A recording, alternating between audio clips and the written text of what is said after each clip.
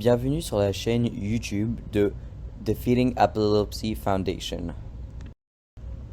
Dans cette présentation, nous discuterons de ce que c'est un EEG stéréo, de l'histoire de EEG stéréo, de qui est éligible pour en avoir un, quels sont les avantages et comment s'y préparer, comment un EEG stéréo est réalisé, à quoi s'attendre après et risques.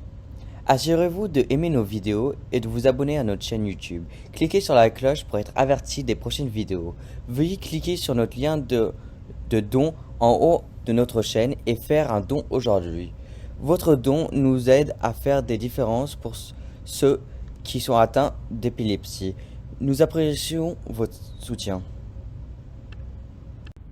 Selon la clinique du Cleveland, la stéréoélectroencéphalographie, également connue sous le nom de SEEG ou Stereo EEG, est une procédure chirurgicale mini-invasive installée pour trouver avec précision les zones du cerveau d'où proviennent les crises. Les EEG stéréo sont utilisés pour identifier la zone dans laquelle se déroule l'activité épileptique et peuvent trouver plus d'informations qu'un EEG. L'EEG stéréo a été créé par Jean Talleyrand, neurochirurgien français, et Jean Bancode, neurologue et neurophysicien français. Dans l'article intitulé L'histoire de l'évolution EEG invasive chez les patients épileptiques, Talleyrand travaillait avec des procédures stéréotaxiques. Il a travaillé à améliorer la technique d'implémentation, défini un système de lignes et de structures de référence permettant une approche individualisée et optimisée pour l'investigation des structures cérébrales profondes et de leur localisation anatomique. Des années plus tard, Talleyrand rencontre Bancode, neurologue et neurophysicien intéressé par EEG. Ensemble, les deux techniques stéréotaxie avancées chez les patients épileptiques en prenant quelques profondeurs d'électrodes devaient être placées et où Talleyrand et Bancode ont eu accès à l'examen des chemins des crises.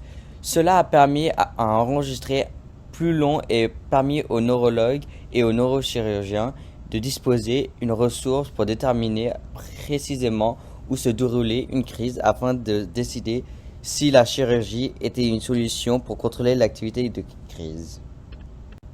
Selon la clinique du Cleveland, si vous avez reçu un diagnostic d'épilepsie focale et que vous souffrez des crises partiales complexes qui ne répondent pas aux traitements médicaux, vous êtes un candidat potentiel pour une intervention chirurgicale. Si vous avez subi des tests tels que EEG et une IRM et que les médecins ne parviennent pas à localiser l'origine des crises, vous êtes aussi un candidat de l'EEG stéréo. Les EEG stéréo donnent aux neurologues et aux neurochirurgiens la possibilité d'identifier l'origine de l'activité épileptique. Les patients atteints d'épilepsie réfractaire, également connus sous le nom d'épilepsie pharmacorésistante, lorsque deux médications convulsivantes ou plus ne parviennent pas à contrôler l'activité des crises, peuvent subir un EEG stéréo pour localiser l'endroit où se situent les crises dans le cerveau. Une fois l'emplacement trouvé, les médecins peuvent effectuer des tests supplémentaires pour s'assurer qu'il n'y aura aucun risque de retire à la partie du cerveau. Avant l'intervention, votre médecin examinera vos antécédents médicaux et pourra vous prescrire des tests avant de planifier l'intervention. Il est important de répondre à toutes les questions et de se conformer à ce dont le médecin a besoin avant de subir l'intervention. Un EEG stéréo prend 1 à 2 heures à réaliser. Les patients sont placés sous anesthésie générale. Une fois endormis, les chirurgiens percent plusieurs trous d'accès d'environ 2,3 cm de diamètre dans le crâne. Environ 10 à 15 électrodes sont placées dans le cerveau, là où les médecins soupçonnent qu'une activité épileptique se produit. Le but de ce test est de déterminer où se déroulent les crises et de localiser les zones fonctionnelles importantes telles que la parole. Une fois l'intervention terminée, un scanner est réalisé et le patient est ramené à l'unité de surveillance de l'épilepsie pour observation. Les patients peuvent être gardés pendant des jours pendant que l'équipe rassemble les informations nécessaires. Les patients se seront lentement de prendre leurs médicaments anticonvulsants pour reprendre l'activité épileptique. Une fois la cartographie terminée et toute l'activité épileptique collectée, le patient est ramené au bloc d'opératoire pour retirer les électrodes.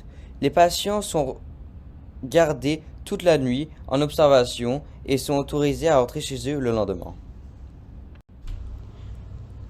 Le neurologue et l'équipe de l'UEM consulteront le patient pour lui faire part des résultats des tests et s'il est candidat à une intervention chirurgicale. Quelques semaines après le test, si un patient est éligible à une intervention chirurgicale, l'équipe chirurgicale le contactera pour planifier l'intervention. Selon l'Université de Pittsburgh, les options chirurgicales sont craniectomie pour éliminer du foyer de crise, l'ablation au laser du foyer de crise et la neuromodulation comprenant RNS, DBS et VNS.